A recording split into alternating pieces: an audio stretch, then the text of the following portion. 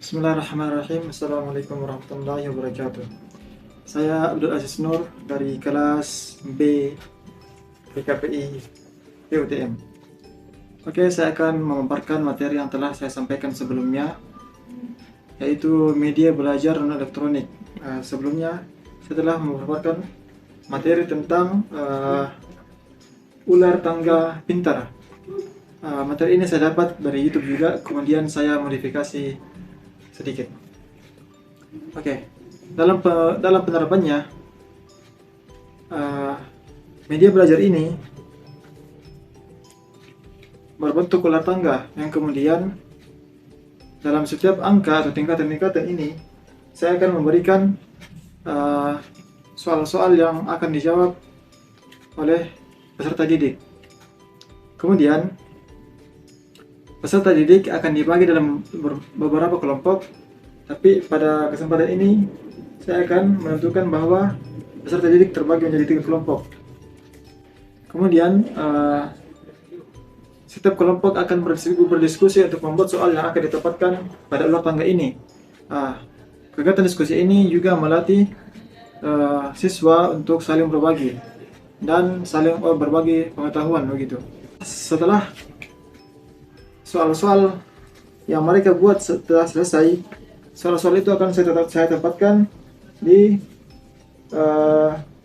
masing-masing tempat secara acak. Jadi pertanyaan-pertanyaan ini dalam setiap kelompok itu teracak.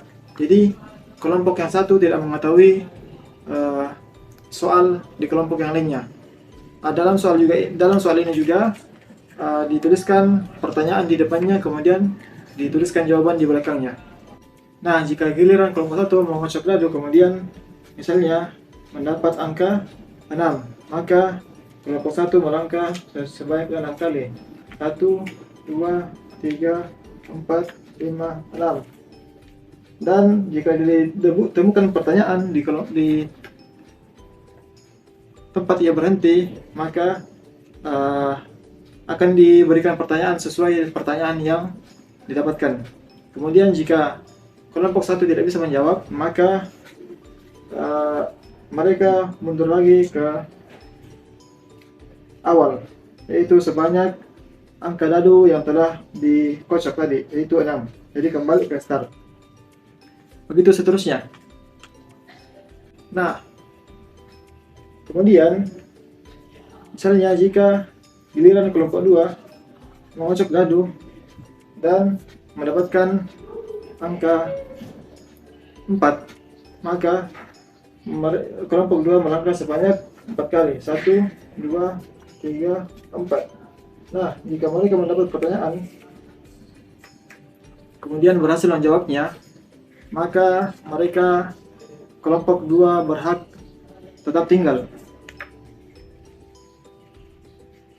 dan tidak perlu kembali ke belakang. Dan begitu seterusnya sampai finish. Nah, adapun pertanyaan-pertanyaan yang menjadi soal-soal yang akan ditempatkan pada ular tangga ini adalah dapat berupa pertanyaan-pertanyaan dalam satu materi pembelajaran ataupun beberapa materi pembelajaran secara umum. Adapun manfaat dari permainan ular tangga ini adalah yaitu sebagai refreshing dari pembelajaran yang telah didapati oleh siswa. Kemudian sebagai penyemangat untuk siswa lebih giat lagi belajar, sebagai motivasi bagi mereka. Dan juga sebagai ajang sharing, ajang berbagi pengetahuan di antara mereka. Demikianlah materi yang sempat saya sampaikan. Mudah-mudahan dapat kita pahami dengan mudah. Akhir kata, Assalamualaikum warahmatullahi wabarakatuh.